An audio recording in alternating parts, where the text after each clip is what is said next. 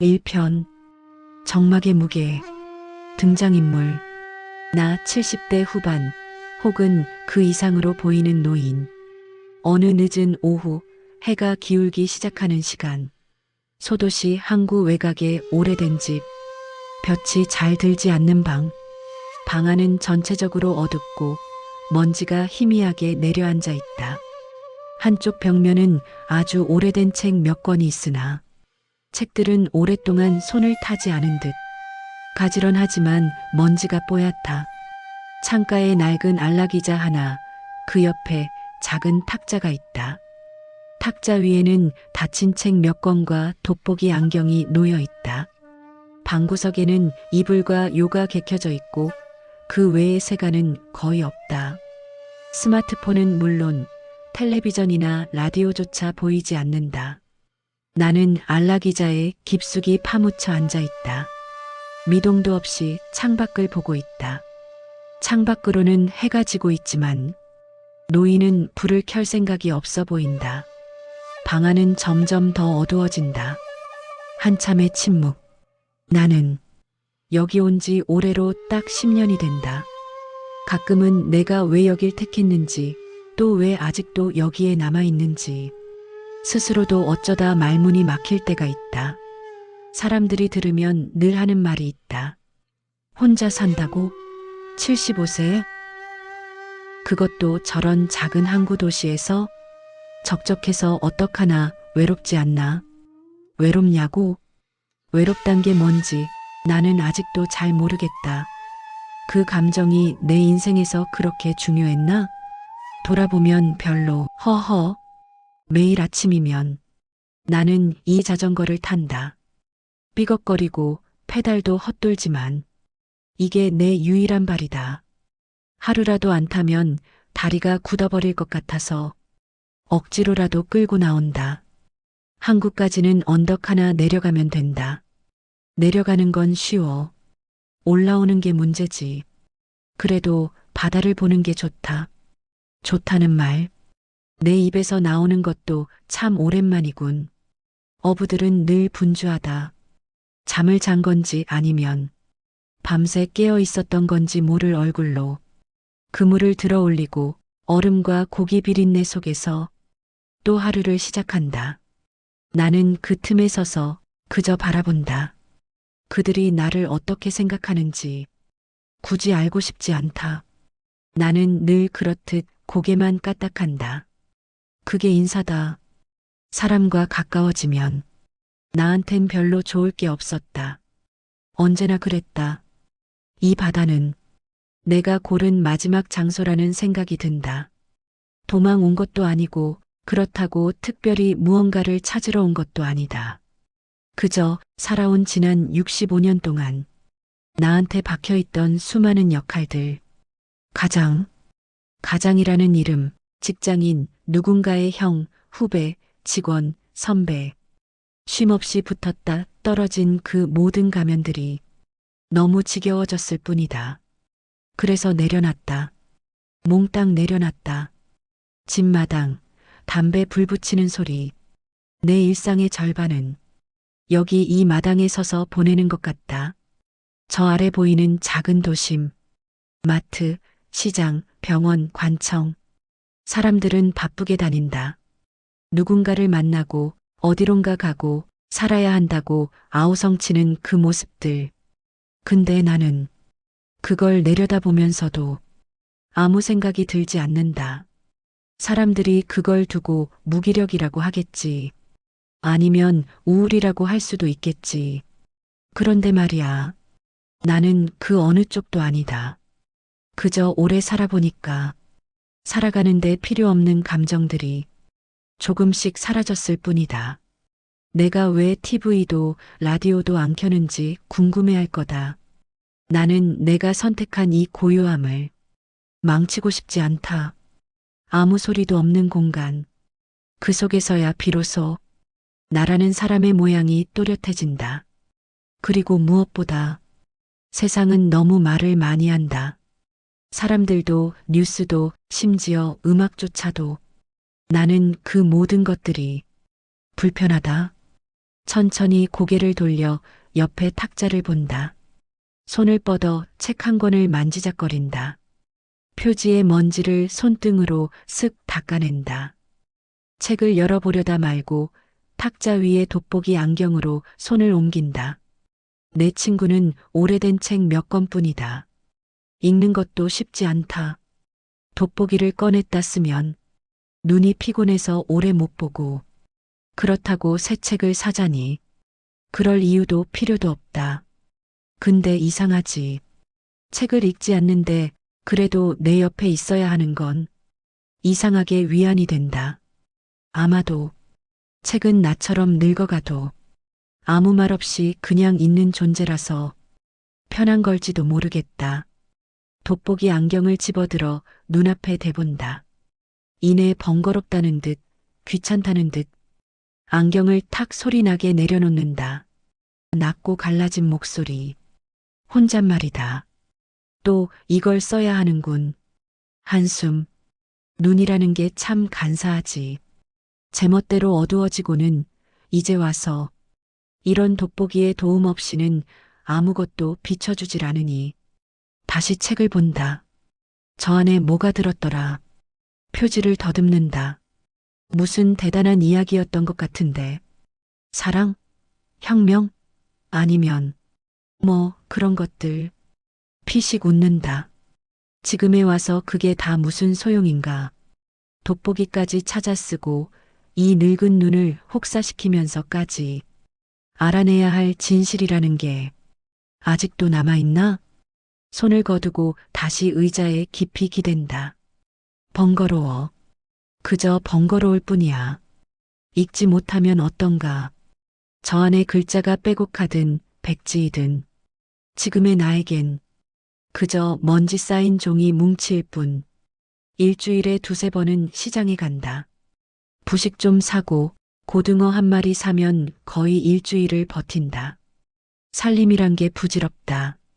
내가 나를 챙길 이유가 뭐가 있겠나. 죽음? 아, 그거. 두렵지 않다. 어차피 예상한 날에 오지도 않을 거고, 오면 그냥 오겠지. 문 앞에 서 있다가 갑니다. 하면 그러면 끝이다. 두려울 이유가 없다. 사람들이 죽음은 무섭다지만 나는 삶을 더 무서워했다. 가끔은 이런 생각도 한다. 나는 정말 외롭지 않은 걸까? 아니면 외로움조차 느끼지 않도록 훈련된 걸까? 아니면 더 깊은 곳에서 아예 포기한 걸까? 사람들, 관계, 기대, 노력, 애써 이어가야 하는 모든 것들을 어느 순간부터 나는 필요 없다고 생각했다. 그게 인생의 가치일까? 그걸 내려놓은 게 가소로운 걸까? 아니, 나는 그냥 내가 이해할 수 있는 만큼만 이해하고 그만큼만 살아있을 뿐이다. 노인의 목소리가 조금 낮아짐. 내가 왜 스스로를 이렇게 비워버렸냐고 묻는다면 사실 나도 잘 모르겠다. 언젠가부터 감정의 낭비가 너무 많다는 걸 알았다. 그걸 줄이고 나니 살기가 좀 편해졌다. 그래서 난 지금 사람들이 보기엔 이상한 노인일지 몰라도 내 기준에서는 가장 덜 아픈 방식으로 살고 있다. 다시 침묵. 방 안은 이제 거의 어둠에 잠기려 한다. 노인의 실루엣만 겨우 보인다. 창밖을 보며 해가 기우는군. 오늘도 하루가 간다. 어제와 다를 바 없는 오늘이었고 내일도 오늘과 다르지 않겠지. 사람들은 저 시간을 붙잡으려 애를 쓰더군. 허공을 향해 말하듯 내가 저 네모난 유리판 스마트폰을 없애버렸을 때 사람들이 그랬지. 이해할 수 없다고. 세상과 담을 쌓는 거냐고. 조용한 웃음. 담이라. 담은 그들이 쌓고 있던데. 그 작은 유리판 안에 자기들만의 담을 쌓고 그 안에서 웃고 울고 소리 지르고. 시끄러워. 너무 시끄러웠어. 온갖 소리들이 나를 붙잡고 흔들어댔지. 이건 이렇다, 저건 저렇다, 이걸 봐야 한다, 저걸 알아야 한다. 고개를 젓는다. 알아서 뭐하나. 몰라서 불행한 게 아니라 너무 많이 알아서 불행한 거지. 보지 않아도 될 것을 보고 듣지 않아도 될 것을 들으며 스스로를 갉아먹는 거야. 난 그저 그 소리들을 차단했을 뿐이다.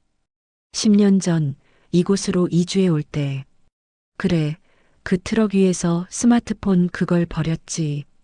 강물이었나? 아니면 그냥 길바닥이었나? 기억도 희미하군. 어쨌든 그 후로 조용해졌어. 귀를 기울이는 신용. 들리는 건 이따금씩 우는 새소리, 바람 소리, 그리고 내 숨소리뿐. 이 정도면 충분해. 아니, 넘치지. 어둠 속에서 부스럭거리는 소리가 난다. 노인이 몸을 움직여 탁자 위에 물잔을 더듬어 찾는다. 물을 한 모금 마신다. 물을 마신 후 목이 말랐군. 이놈의 몸뚱이는 아직도 뭔가를 원하는군. 물이라도 마셔야 살 수 있다고 아우성이야.